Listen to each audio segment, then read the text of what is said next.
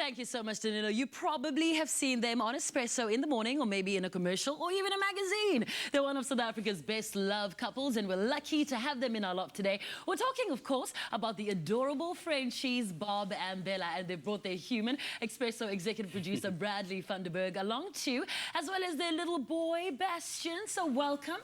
Brad, thank you very much. It's bees, all the bees sitting on... Including myself. Yes, and yourself. Including you.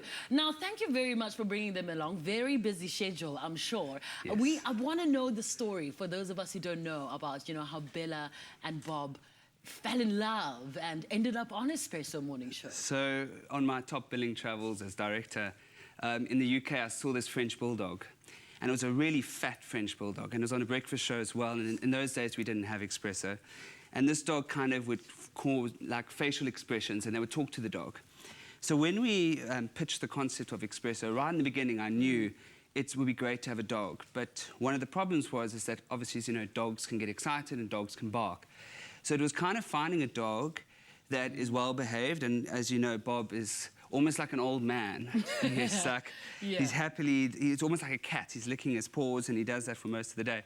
And so he was the very first addition. Yeah. And I think more so than a dog on set is when people are nervous and you're interviewing them, it makes a huge difference when you've got a dog and the guest can actually stroke the dog, and suddenly they calm down and they get into the interview. So he was the very first one. So for our very first birthday of Expresso, Bob was the present, and he was a kind of a 12-week-old puppy. That is adorable. And then, as you know, you've got the one dog and you always think, oh, I wish it had a lover, I wish it had a mate. And, you know, Bob became like almost a child, and, he spends a lot of time at the office. So we decided to get a female dog for him. And because Bob's so dark, it's very difficult to see his facial expressions on camera. So we looked to find a dog that had a lighter face that Bob can relate to. And the fawn's arm is probably one of the hardest dogs to get.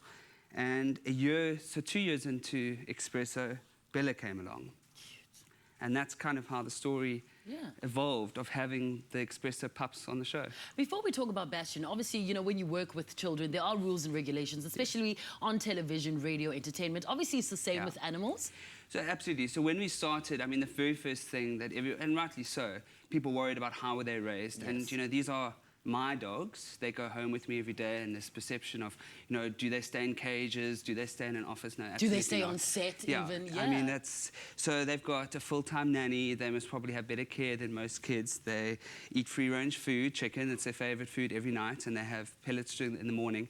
So yes, they live, and on the weekends is the hardest time for me, because Saturday's okay because they're kind of tired, but Sunday they start itching, and if I kind of get the keys, they're ready to go because they're thinking they're going to work. So it's definitely their first home. My home is their second home, which they enjoy. And they've created a home, a family, and of course the introduction of Bass.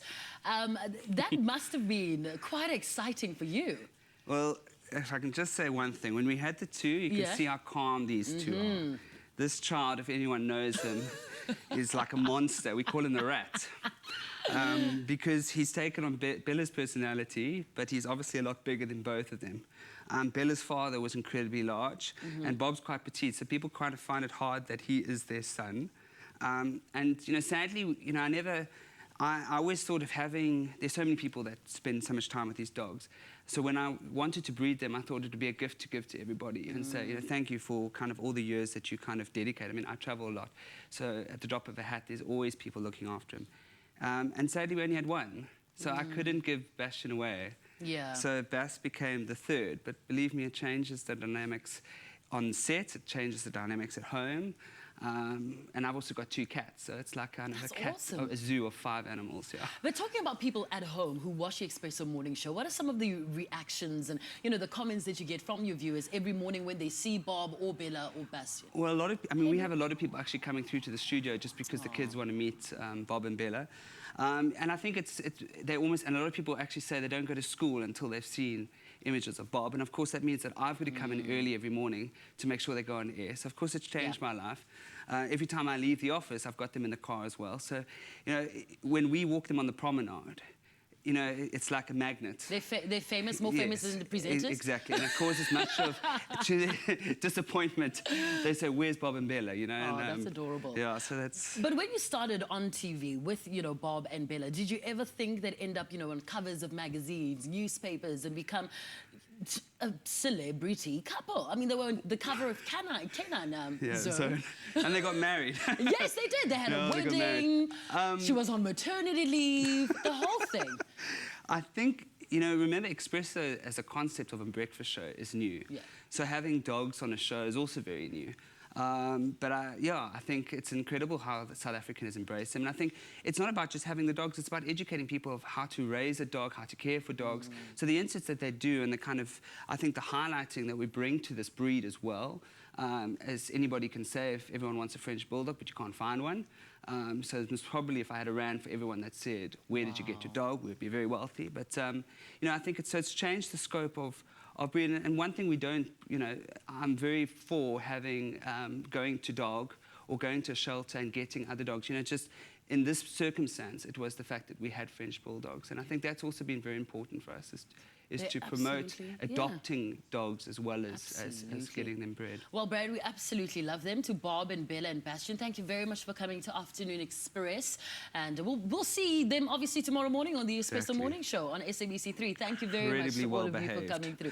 Look at them, so well behaved, like true celebs, such professionals. But after the break, Danilo makes us some sweet cinnamon buns and we chat to animal communicator Anna Breitenbach. If you're curious about what exactly she does, then make sure you don't move. More Afternoon Express straight after this. How you doing, YouTube fam? Thank you so much for watching, sharing and commenting. We love hearing from you, so be sure to keep up to date with all things Afternoon Express by clicking the subscribe button right here.